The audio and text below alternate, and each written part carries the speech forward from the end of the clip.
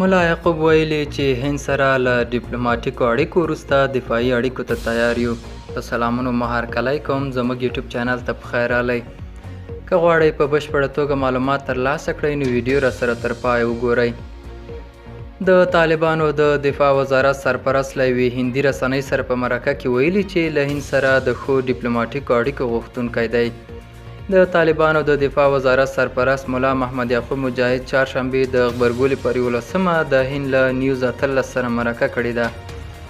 ملا یعقوب په دغو خبرو اترو کې له هند سره پر سیاسي او دفاعي اړیکو ټینګار کړی او له افغانستان سره یې د هند له مرستو مننه کړې ده. هغه ویلي موږ د هند پر مخ د خپلو دروازو په پرانیستو سره د دغه هیواد هرکلی کوو او هیله من یو چې هند هم اړین اقدامات وکړي او له موږ سره خپلې اړیکې پیاوړې کړي. هغه ویلي چې له هند سره د اړیکو د پیاوړي کېدو په صورت کې به په هند کې د طالب ځواکونو د پوځي زده کړو زمینه هم برابره شي او په دې برخه کې هیڅ کومه ستونزه نشته. ملا یعقوب نیوز 18 ته ویلي زموږ پوځ د نړۍ یو لوی پوځ دی. په دغه خبرو اترو کې هغه له هند غوښتي چې په افغانستان کې د خپل سفارت بیا پرانیزي ترڅو د دواړو هیوادونو ترمنځ ډیپلوماټیکې اړیکې دفاعي همکاریو ته زمینه برابره کړي.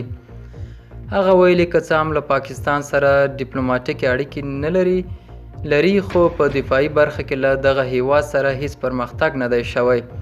ملا یعقوب په دغه خبرو اترو کې له القاعدې سره د طالبانو هر ډول اړیکې رد کړي دي او ویلي دي چې له دغه شبکې سره هیڅ کومه نوې اړیکه نشته. هغه زیاته کړې موږ هڅه کوو او تیار یو چې له امریکا سره نوې اقتصادي، سیاسي او نورې اړیکې ولرو. دا هیڅ کومه ستونزه نه لري. امریکا همداراز باید د افغانستان نوي دولت ته خنډونه رامنځته نه کړي. هغه همداراز ویلي چې داعش په افغانستان کې فزیکي شتون نه لري. ملا یعقوب همداراز دغه هندي رسنۍ ته ویلي چې هیڅکله به اجازه ورنکړي چې پاکستان د افغانستان خاوره د هند پر ضد وکاروي. دا و زموږ نننۍ چمتو شوی ویډیو. تر بیا ښه وخت، ښې چارې.